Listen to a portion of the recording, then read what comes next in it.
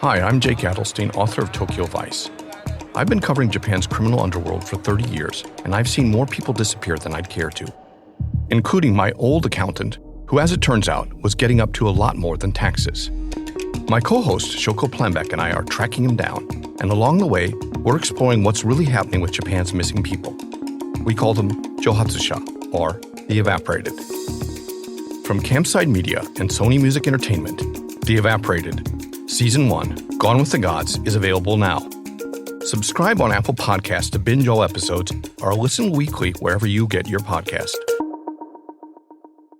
This podcast is intended for mature audiences. Listener discretion is advised.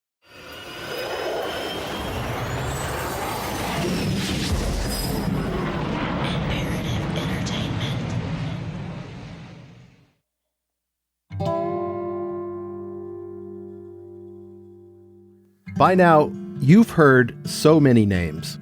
Friends, family, neighbors, suspects. I've been managing it all with this big spreadsheet to help me navigate this complicated and just strange story. And yet, as organized as I have tried to make this, it's still proven to be a challenge, especially as new people have come forward to share even more information we've never heard before. In fact, I've learned so much in the past few weeks that we are going to break our last episode into 2 parts, starting with this one. In the course of my reporting, what's clear is that local law enforcement has always zeroed in on one guy. Chris Denton, Kelly's boyfriend at the time. He was considered to be a prime suspect and even failed a polygraph test, but no charges ever brought. Chris Denton. He died of cancer when he was just 31 years old. That was back in 2004, 12 years after Kelly vanished from Gilmer. Chris and Kelly ran in the same circles. They had a lot of mutual friends. Here's one friend, Lee, who was also a senior at Gilmer during the 91-92 school year. Lee and Chris were especially close. It was funny. He was hilarious. We were really good friends because he was just fun to be around, always joking. Lee acknowledges that Chris had some growing up to do back in high school. He was a hothead, not gonna lie. He was a hothead. You know, he would get in fights. He would tell people what he thought when he thought it. He drank. He definitely partied, but he kind of hung out in all the groups because he was so funny. He'd always break out into Vanilla Ice rap songs and shit. But Lee says Chris was also a generous friend. You know, he was the guy that would give you the shirt off his back to help you out, like for real. And he was a very loyal friend. You know, up until he died, he was a very loyal friend. Never understood why they just focused in so hard on him. In the eyes of Gilmer Police Sergeant James York Brown, who led the search for Kelly, Chris Denton fit the mold of a young delinquent. Everybody knew Chris had a hot temper, and Sergeant Brown has alleged that Chris even punched a girlfriend one time. Chris had also been arrested more than once, most for relatively petty stuff, misdemeanor theft and running from the cops. But there was this one time, less than a year after Kelly's disappearance. It was the night before Halloween in 1992. The high school football team, the Buckeyes, were losing pretty bad to a rival school. One of Chris's friends got in a scuffle at the game with a guy who was from out of town. As this out-of-town fella and his friends were walking back to their vehicle, a red car passed by. Someone in the red car leaned out the passenger window and stabbed one of them, a knife in the back.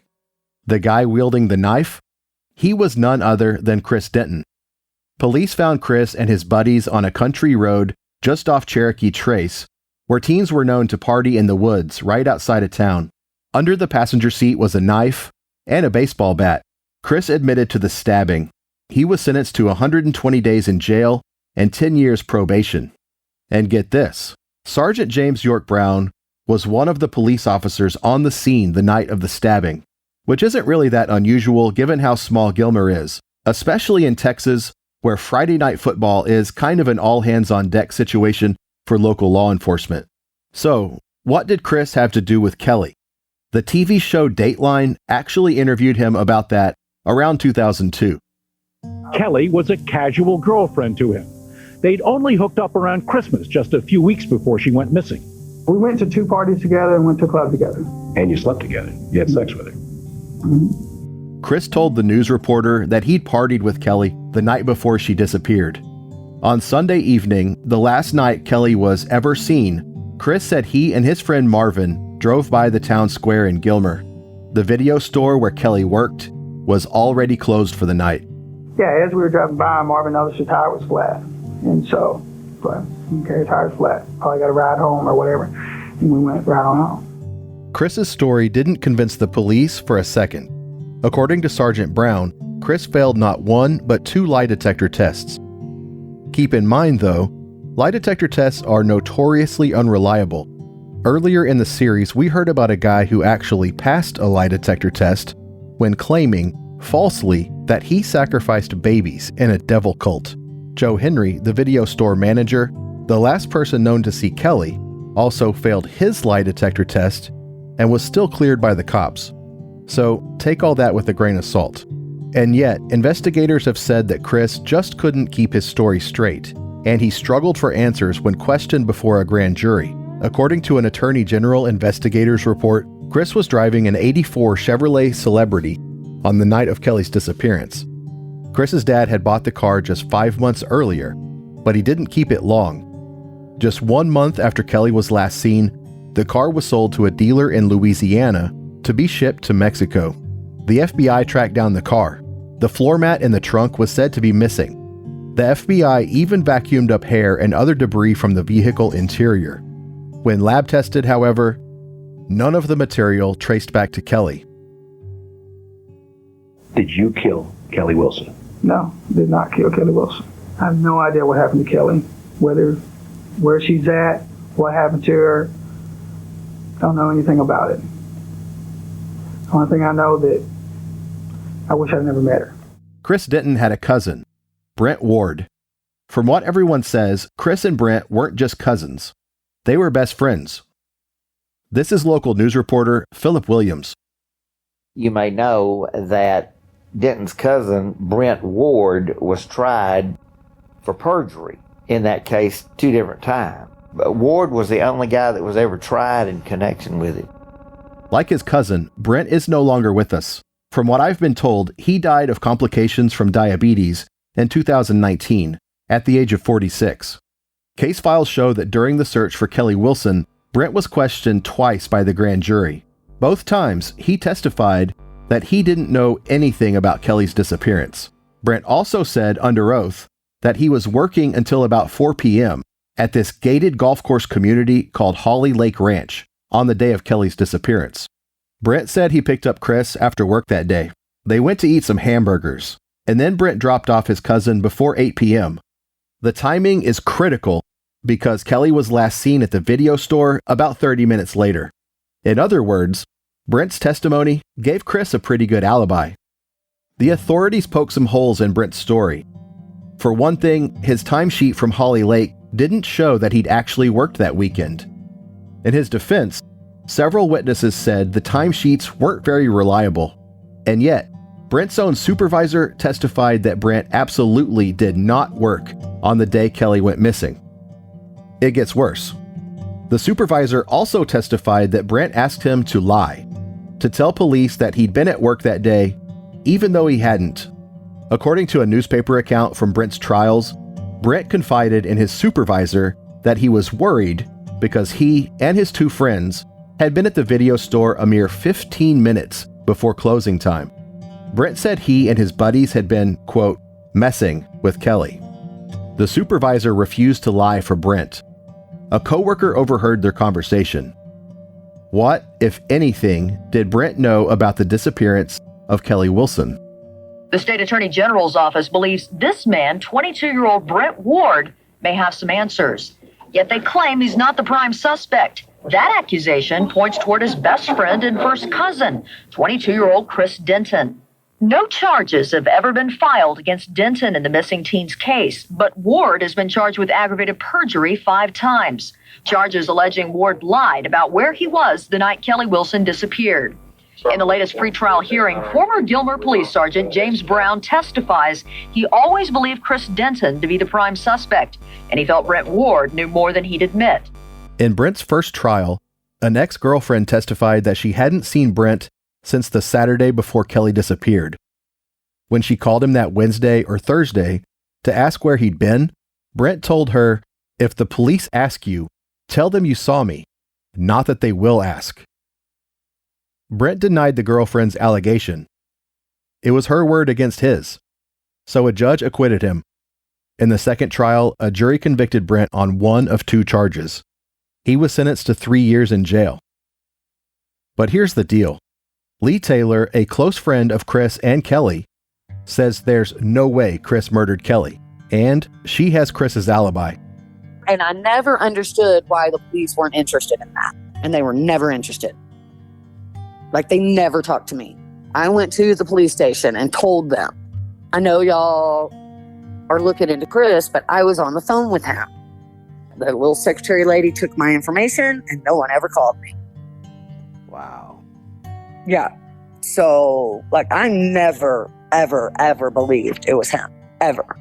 Lee is far from the only one who is convinced of Chris's innocence. Let's see what she and others have to say.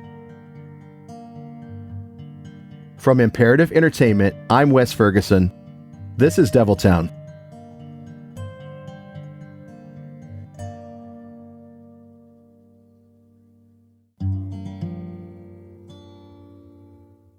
So you're hanging out with friends and you're throwing back a few drinks and a few becomes too many. Evening comes to an end. People start to head out. You're thinking of calling for a ride, but you live nearby. You can make it home okay. No big deal. But what are the odds you'll get pulled over anyway? Even so, what's the worst that can happen? Insurance goes up, lose your license, lose your job, total your car, you kill someone. Look, everyone knows the risks of driving drunk. The results are tragic and often deadly. However, that doesn't stop everyone from getting behind the wheel while under the influence. And that's why police officers are out there right now looking for impaired drivers on our roads to save lives. So if you think you're okay to drive after a few drinks, think again. Play it safe and plan ahead to get a ride. It only takes one mistake to change your life or someone else's forever. Drive sober or get pulled over. Paid for by NHTSA. Influencer. It's a word that gets tossed around a lot these days. But what exactly is an influencer? Well, there is a woman who went the distance, who went beyond the dazzle, who broke ground as the first true influencer by living a remarkable life. She had power, real power, and longevity, influencing generations. Her name, Elizabeth Taylor. I know she was loud. I know she was hysterically funny. I know she swore. But Elizabeth said how painfully shy she was. She went on perfume tours, and the places were mobbed just to see her. She was starting to try and take control of her life, but then tragedy and life kind of got in the way. I'm Katy Perry, and Elizabeth Taylor has fascinated, inspired, and influenced me as an artist, woman, and an advocate. This is the story of the original influencer. This is Elizabeth I.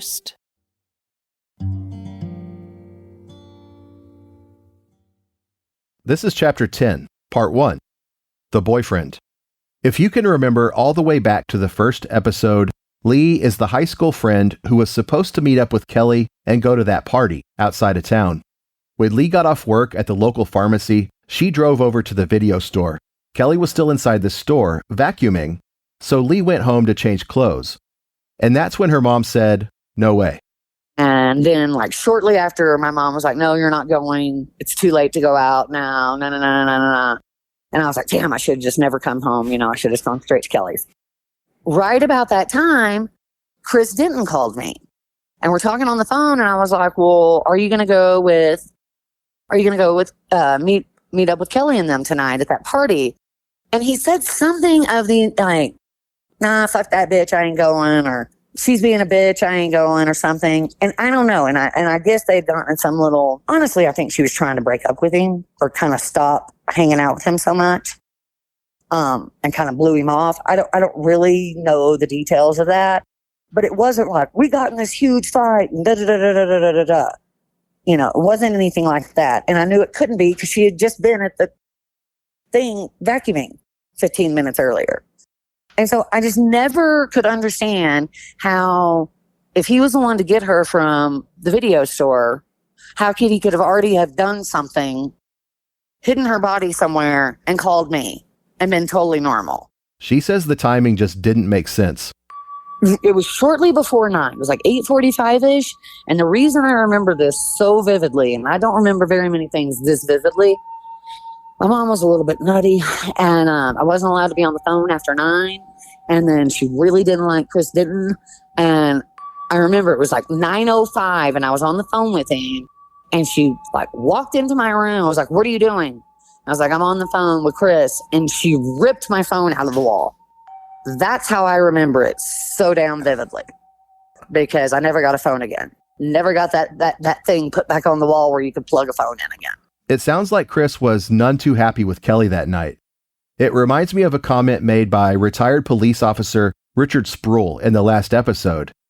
The law enforcement theory that Chris was mad at Kelly because she'd been spending time with another boyfriend instead of him over the Christmas holidays.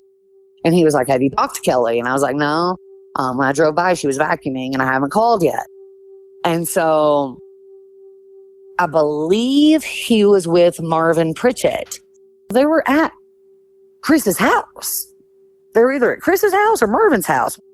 And so it just doesn't make sense that he could have done something to her. And he didn't have a car, I don't believe. I don't believe he had a car. I think he was probably with Marvin. But I don't see how they could have ever done something, hidden her, walked into Chris's house without, any blood on them or anything, and then acted like it was normal. Only place they could have had her was like in the trunk of the car. And it just doesn't make sense. And then if someone was to say, well, maybe they went out later and met up with her? No, I just don't think that's even possible. I can't say one way or the other, but I really don't understand what's impossible about Kelly getting a ride from someone else, maybe another love interest, and crossing paths with Chris later that night. Chris Denton's sister declined to speak with me, but in a text message, she said Chris was home with his family on the night Kelly went missing. And Chris also told the Dateline reporter that he went right home after he and his friend Marvin saw Kelly's car with the flat tire at around 9:30 p.m. But it's certainly not unheard of for a teenager to sneak out after his parents are asleep. So Lee is on the phone with Chris right after Kelly gets off work. Several hours pass before the next morning when Kelly's stepdad finds her Dodge Charger with the slashed tire outside the video store. That's a pretty big window for anything to happen. Did Kelly say that she had to tell you something? Like something was going on. And I think, and that's when I think she was kind of like trying to get away from Chris. Like they were kind of dating. And she was kind of trying to distance herself from Chris. But there wasn't like, nothing happened between them. There wasn't a big fight. There wasn't, nothing happened. If she did seem like she wanted to talk about something or was saying that she wanted to talk about something, I thought it was about breaking up with Chris. Because him and I were really good friends. And so I thought she really just wanted to bounce it off of me or, whatever. But I didn't know any of that other stuff. How long had they been together? Or seeing each other? A few months, I believe. I believe it had been a few months, like maybe around football season, was they had started dating. Yeah, because when he talked to Dateline, he said that they had just hooked up a couple times in December, and that was the extent of it. And that may be it. I might just be thinking but I know they had hung out for a while. And there's no telling. I'm sure Chris was just scared to death. It's obvious that Lee cares a lot about Chris. Whether you think her phone call with Chris is an airtight alibi or not, it is strange that Gilmer police had no interest in hearing what she had to say. Well, I would love for it to come out that he talked to me, because I've always felt like people still to this day, have this weird suspicion of him. And to this day, out of every single person that was ever suspected, that's the one person that I don't believe could have possibly done it. I remember we were joking around. Wouldn't he have been out of breath or weird or something if you just killed somebody? I was his alibi, and no one cared. What about Chris's alleged violent streak? His and Kelly's other friend, Michelle, says this was also blown out of proportion. I don't remember him much in high school, but I was busy with my daughter, but he was ornery. He liked to get in fights. And he was extremely smart and ended up getting held back and graduating with us because he just wouldn't do his work. But when he took his exit exams, he did better than any of us. He was smart. He was just ornery and gave his parents fits. And there's nothing good about, what he went to jail for, but it's made out to be a different picture than what it was. There was a common rivalry fight between two groups of kids, and something had broken out, and they purposely went to get Chris because they knew he liked to fight. His friends did. So they went and got him and went back to fight as a group, one group against another group. And unfortunately, Chris pulled out a knife. Now, it's not like this long butcher knife. They make it sound like he's a serial killer and went to stabbing somebody. Okay, what he did is not good. You can't pull out any kind of knife and stab somebody, right? The person did not die. The person did not have great injury. It's never fun to get stabbed by any kind of knife, but it wasn't this deadly transaction, I guess. I'm not trying to make excuses for it. I'm not. And he learned a valuable lesson for it. And he was very serious when he was on probation. He did not break his probation. He didn't want to do anything he wasn't supposed to do because he wanted to be a good person. He went to jail. And after he got out, he really wanted to, he was like, I can't be the wild child anymore. And he really started turning everything around. And then that's when I got to know him. I've had a lot of long conversations with Chris, and in my mind, there's absolutely no way he could have had anything to do with it. I've had conversations with him where he's in tears and wanted nothing more than to solve her case. And there's no way somebody could have those conversations if they were guilty, the conversations that I had with him. And he was one of the most loving souls once he grew up and was not, acting out anymore when he was an adult. He was a wonderful man. He said he knew he was going to die. And he said, when I die, I need you to be open to listening to me because I'm going to go to Kelly when I get to heaven, and we're going to send you signals, and you're going to have to help find her. And he's serious. This is one of his very last things that he's going to do is that he wants to be able to find her and clear his name, clear Brent's name, and bring Kelly's mother closure.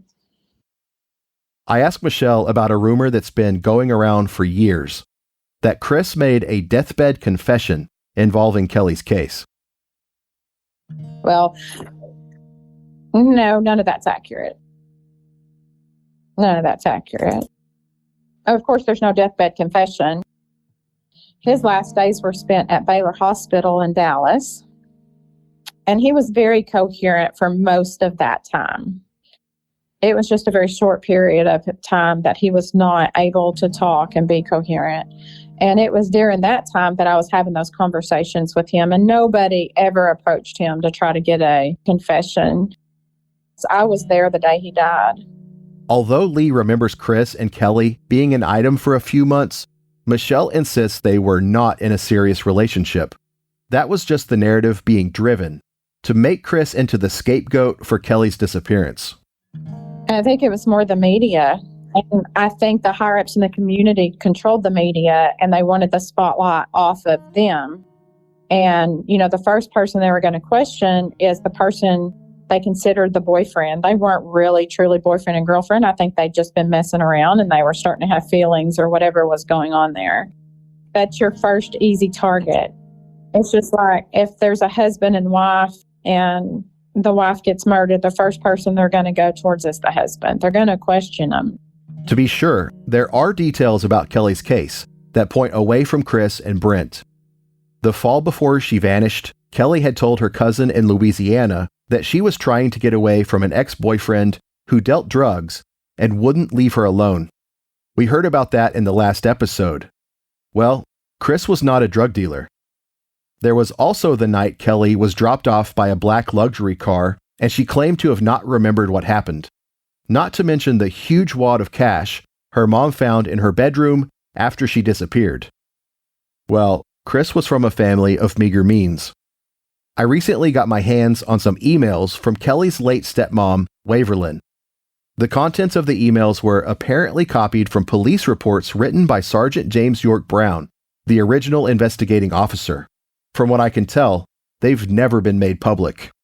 In one of the emailed reports, a Gilmer resident named R.F. Dodson told police he was taking his wife to get gas at 8:30 or 9 o'clock on January 5th when he saw a girl standing in front of the video store. She had sandy blonde hair and was wearing cutoff shorts and a large shirt, a match for Kelly. She was talking to a couple of guys in blue jeans and long sleeve shirts. Clean-cut kids with a mid-sized car. Chris and Brent in a Chevy Celebrity? I have no idea. The other report has even more detail. In that one, a guy from Gilmer named Max Childress said he was walking down the street near the town square when he saw Kelly by the back door of the video store.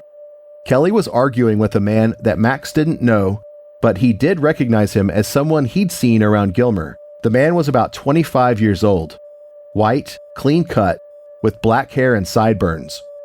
The man with Kelly had a fairly new sports car with dark blue paint. Kelly and the mystery man were arguing when Max, the passerby, heard a slap. "What are you looking at?" the man asked. So Max left.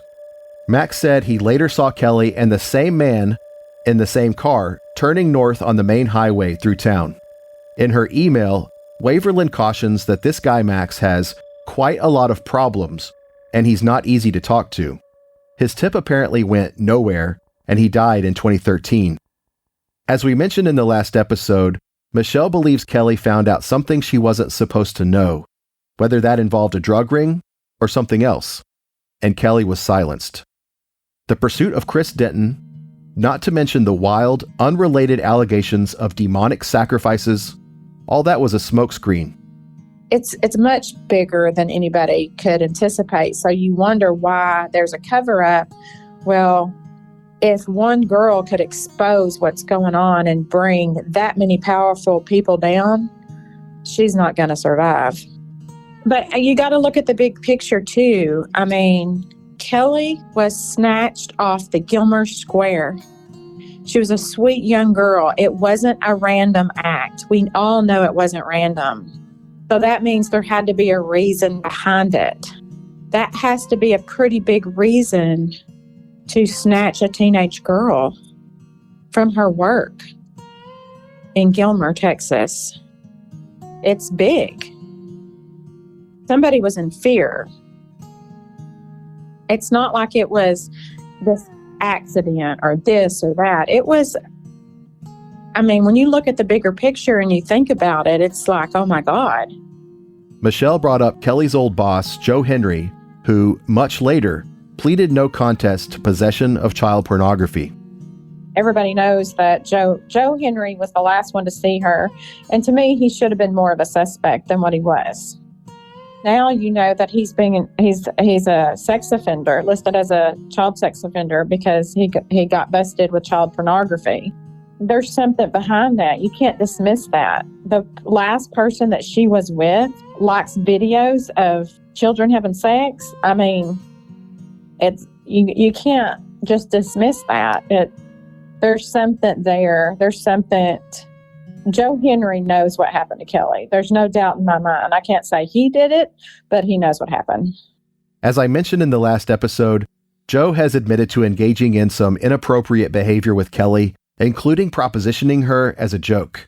But he insists he had nothing to do with Kelly's disappearance. Police dismissed him as a suspect long ago. There's something else I've been reluctant to bring up. I'm still not sure it's fair game or even relevant, but it keeps coming up, so let's get into it. In 1968, law enforcement from across the South held a secret meeting to discuss a loose-knit gang terrorizing the region. The Dixie Mafia. It's a brotherhood of criminals who've done just about everything from organized drug rings to murdering elected officials. Throughout the 60s and 70s, cops hunted down key figures of the Dixie Mafia, including its enigmatic ringleader, Kirksey Nix. I'm an outlaw, but I'm far from being the psychopathic nutcase I've been made out to be. 15 years into Kirksey's life sentence, the Dixie Mafia was practically folklore, but that would soon change. Mississippi Circuit Court Judge Vincent Sherry and his wife Margaret were assassinated in their Biloxi home. This wasn't random. Was he the target? Was she the target? Did the mayor have anything to do with this? Somebody was going to die. I'm Jed Lipinski. This is Gone South, a documentary podcast from C13 Originals, a Cadence 13 studio. Season 2, The Dixie Mafia. Available now on the Odyssey app or wherever you get your podcasts. In the early 2000s, the head of a struggling company is desperate to turn things around. So he tries something a bit different. What if you got rid of stuffy workplace culture and replaced it with fun? It's the brainchild of a man named Tony Hsieh, CEO of the online shoe store Zappos. Zappos is now so successful that last fall Amazon paid $1.2 billion to acquire it. But Tony isn't satisfied. He doesn't just want to build businesses. He wants to build worlds. This kind of weird hybrid between a corporation and community and city that's never really been done before. This is a story about the power of a vision and its perils. 911, what's the location of your emergency? Someone's locked in a room with a fire. I'm Nasran Tavakoli-Farr, and this is The Cost of Happiness.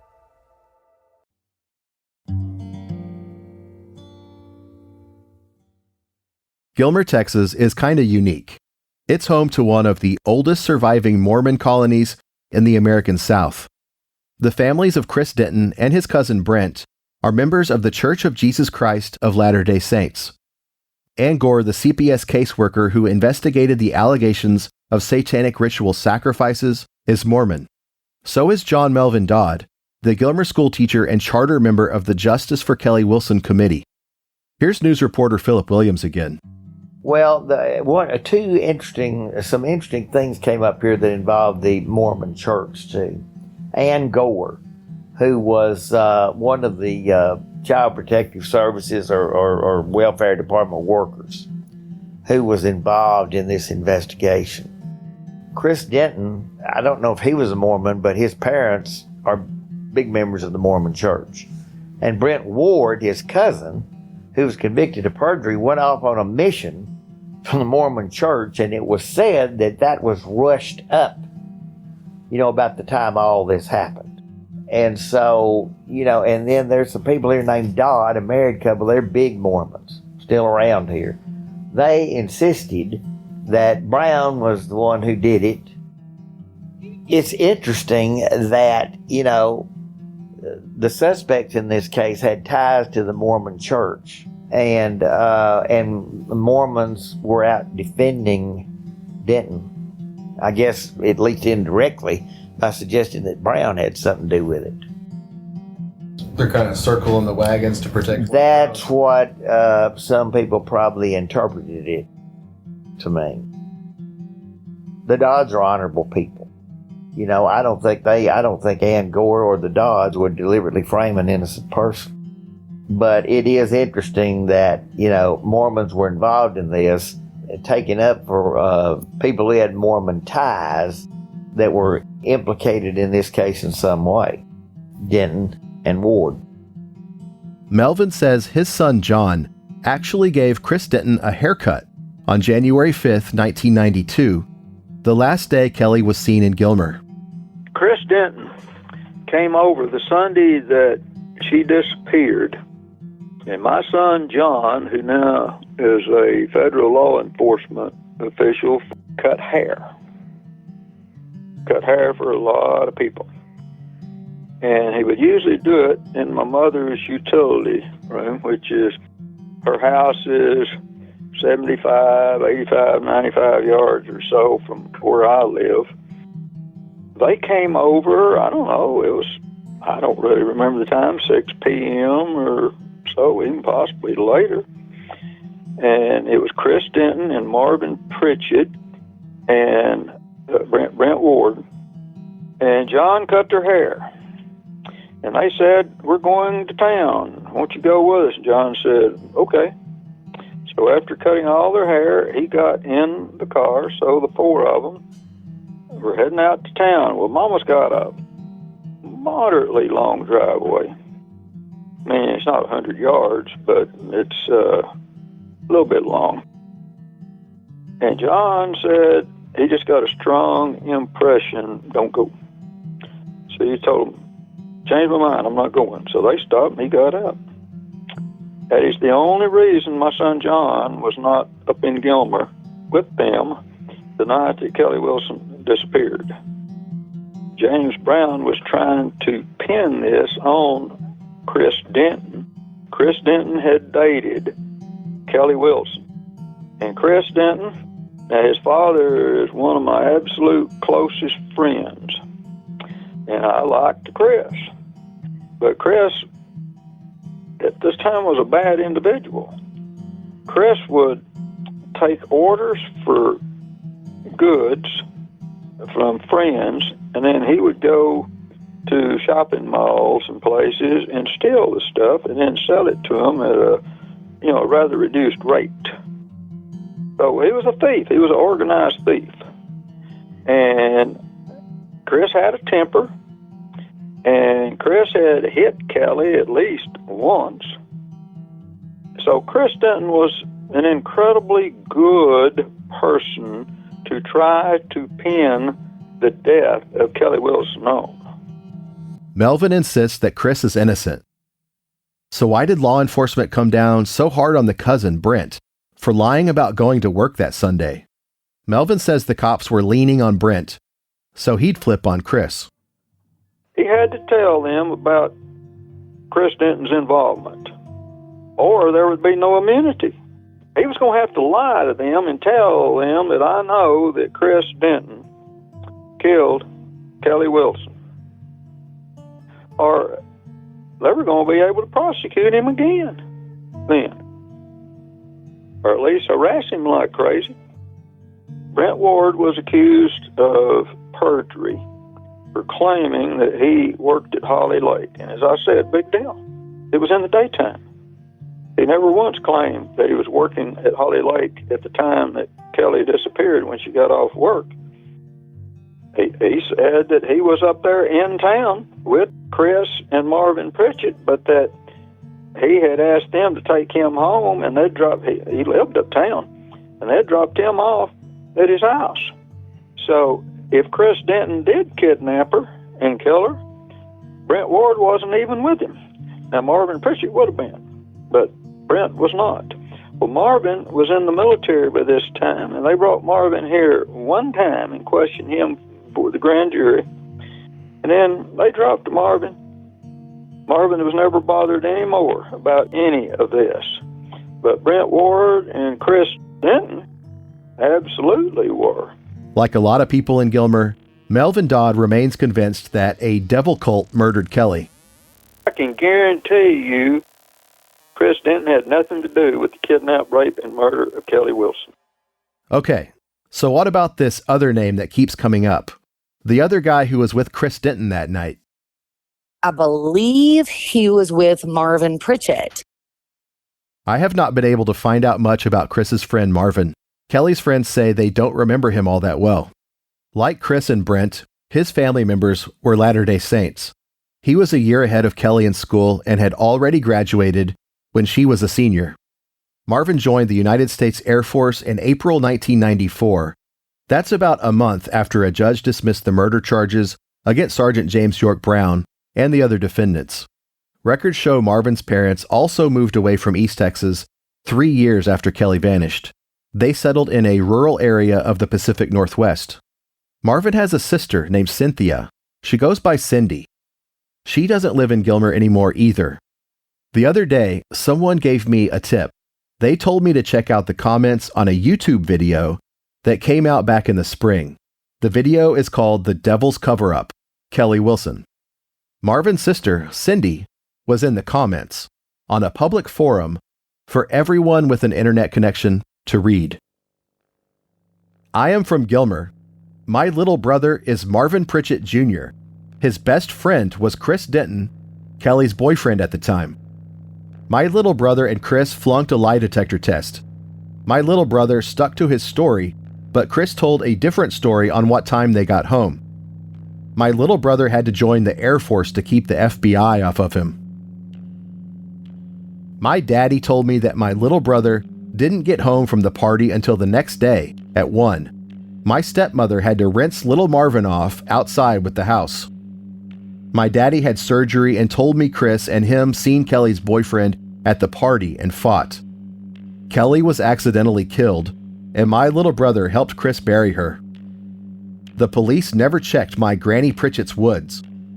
I will talk and help. People said Chris was giving a deathbed confession, but he would never tell on his church brother or church family that helped these boys get out of trouble for Kelly.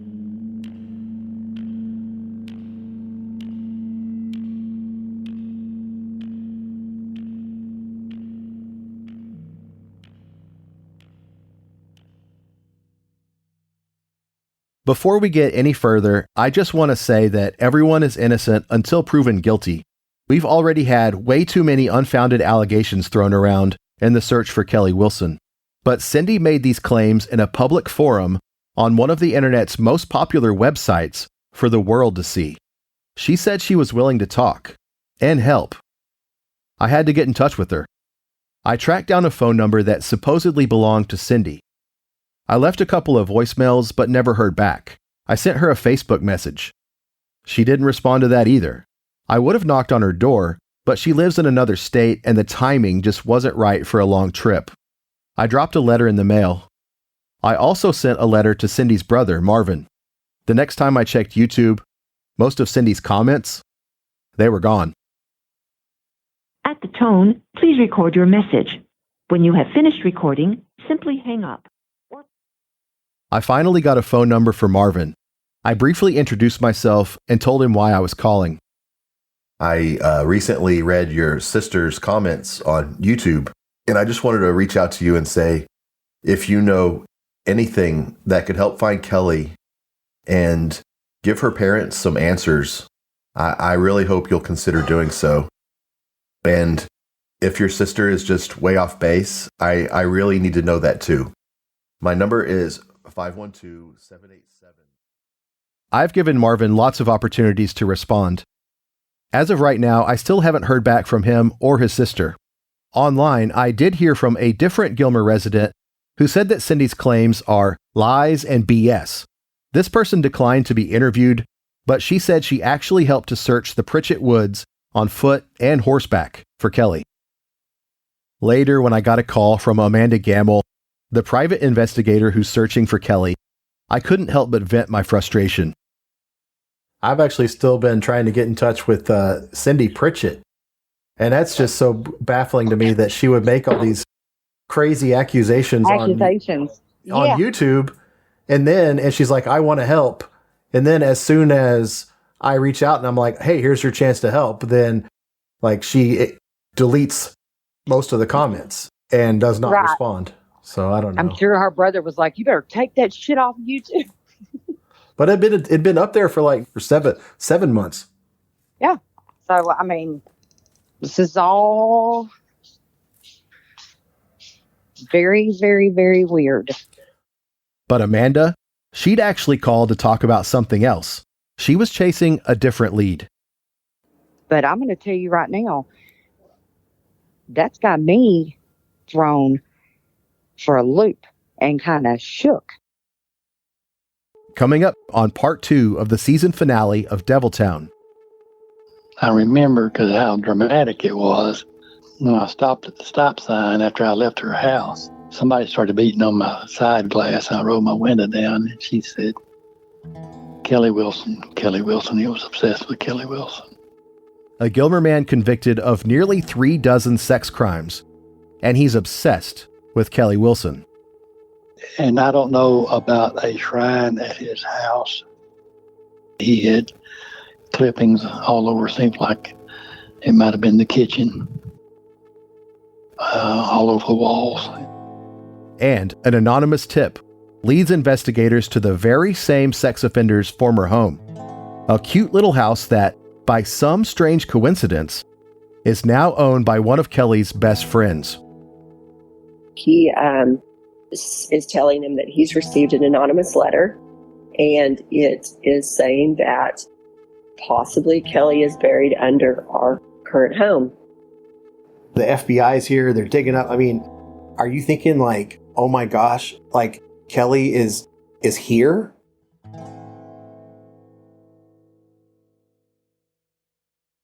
Deviltown is a production of Imperative Entertainment. It was written and created by me, Wes Ferguson. Executive producer is Jason Hoke. Audio engineering and editing by Shane Freeman and Jason Hoke. Original score is by Robert Ellis. Recording by Austin Sisler at Eastside Studios. If you like the show, leave a review and don't forget to tell your friends. Thanks for listening. So you're hanging out with friends and you're throwing back a few drinks and a few becomes too many. Evening comes to an end. People start to head out. You're thinking of calling for a ride, but you live nearby. You can make it home okay. No big deal. But what are the odds you'll get pulled over anyway? Even so, what's the worst that can happen? Insurance goes up, lose your license, lose your job, total your car, you kill someone. Look, everyone knows the risks of driving drunk. The results are tragic and often deadly. However, that doesn't stop everyone from getting behind the wheel while under the influence. And that's why police officers are out there right now looking for impaired drivers on our roads to save lives. So if you think you're okay to drive after a few drinks, think again. Play it safe and plan ahead to get a ride. It only takes one mistake to change your life or someone else's forever. Drive sober or get pulled over. Paid for by NHTSA.